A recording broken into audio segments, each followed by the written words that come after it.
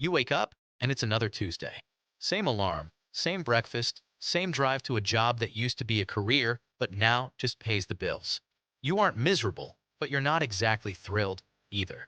You're just there. It feels like you're on a treadmill, putting in all the effort, but going absolutely nowhere.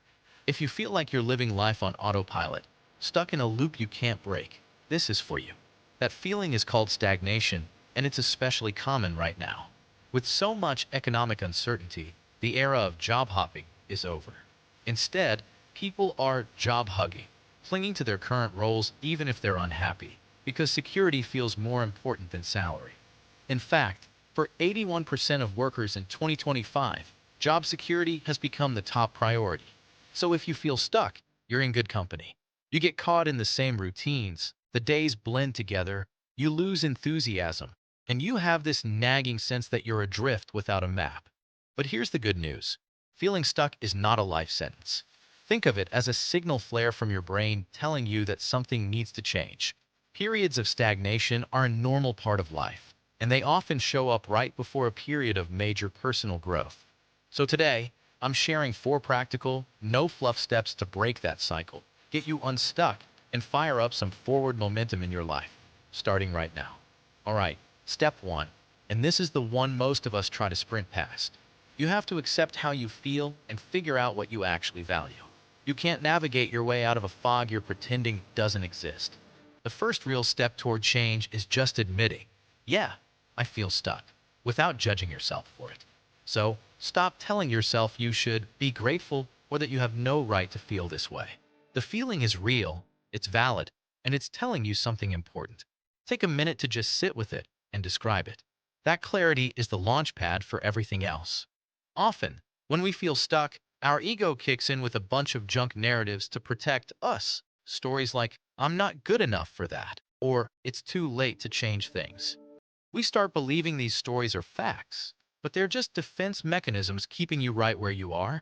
A powerful way to fight back is to reconnect with who you are outside of your current circumstances. Try this. Grab a piece of paper and write down 5 words that describe you after the phrase, I am. This simple act reinforces your identity beyond your job title or relationship status. Once you've done that, it's time to reassess what truly matters to you now. A huge reason we feel lost is that we're chasing an old dream, or worse, someone else's.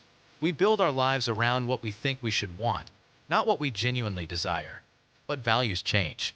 The person you were 5 years ago isn't you today. Maybe ambition was your number one driver back then, but now it's freedom, creativity, or connection. Ask yourself, what lights me up? Who do I want to be? Reconnecting with your core values is about asking better questions, not having all the answers. So, what's one should you can let go of today? Step 2 is to embrace change with a little bit of courage. Stagnation loves comfort. It builds its nest in the familiar. Breaking free means you have to be willing to step outside of that cozy but boring nest, even when it feels weird and unsettling. Change is scary because it's unknown, and the fear of the unknown keeps so many people stuck. But that feeling of safety and stagnation, it's an illusion. It costs you your own potential. The good news is you don't have to blow up your entire life. You don't need to quit your job tomorrow or move across the country. It's about finally giving some attention to a dream or a passion you've had on the back burner. This could be learning an instrument, changing up your style, or just taking a random class that sounds interesting. The best way to start is with the one-step approach.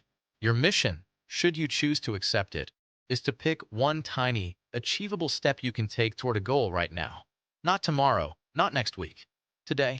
If you want to get in shape, your one step is a 15-minute walk.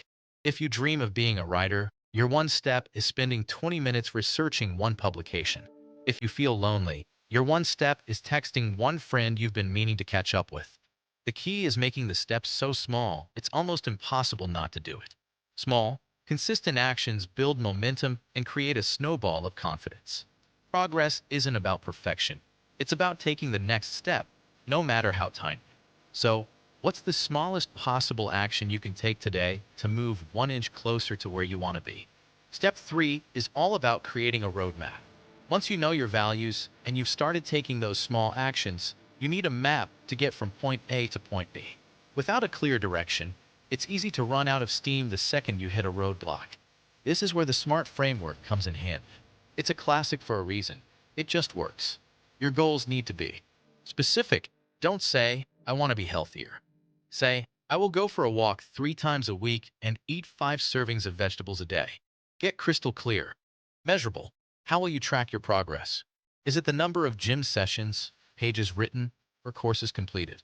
Metrics show you're actually moving forward. Achievable. Be real with yourself. Your goal should stretch you, not break you. If you aim too high too fast, you're just setting yourself up to feel like a failure. Relevant. Does this goal actually line up with the values you just figured out in step 1? If your goal doesn't excite you on some level, you're not going to stick with it. Time-bound. Give yourself a deadline. A timeline creates a little healthy pressure and keeps you from putting it off forever. Once you have your SMART goals, write them down. Seriously, writing out your plan does something magical. It pulls the goal from the chaos of your mind and makes it real. In your personal life, journaling about your goals does the same thing. It anchors your intentions and lets you look back later and see just how far you've come, which is a massive motivator on those days you feel like you're slipping. And that brings us to our final step. Build your crew and never stop learning. You can't do this alone. Seriously, isolation is stagnation's best friend, but growth happens in community. Start by being intentional about your network. You need a few types of people in your corner. First, mentors. Find someone who has already been where you want to go. Their perspective is invaluable. Second, peers. Connect with people in your field or who share your interests. You can learn from each other and build each other up. And third, find your community. A book club, a hiking group, a professional association, whatever it is, there is power in showing up together. Alongside building your community, you have to commit to continuous learning. This isn't just fluffy advice. The World Economic Forum's 2025 data shows that nearly 40% of our core job skills are expected to change or become outdated by 2030. It's no surprise that 85% of employers are making upskilling a top priority. In a world moving this fast, standing still is actually moving backward. This is especially true for young people just starting out. With unemployment for college grads aged 18 to 29 hitting 5.8% in March 2025, learning isn't just a bonus, it's career insurance. Commit to spending even 30 minutes a day learning something new. Read a book, listen to a podcast, or take an online course. This doesn't just make you better at your job, it keeps your mind sharp and pulls you out of that mental rut. Finally, all of this is held together by resilience. Growth is not a straight line.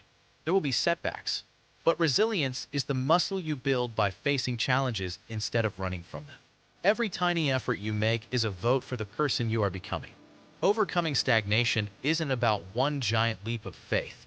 It's about a series of small, intentional steps taken over and over again. It starts with giving yourself the permission to feel stuck, and then the grace to move forward, one day at a time. You have the power to change your story, and that change can start right now. So, my question for you is, what is the one small, achievable step you are going to take today after watching this? Let me know in the comments. Declaring your intention makes it real, and you never know who you might inspire. If this was helpful, please subscribe for more practical guides on building a life with purpose and momentum.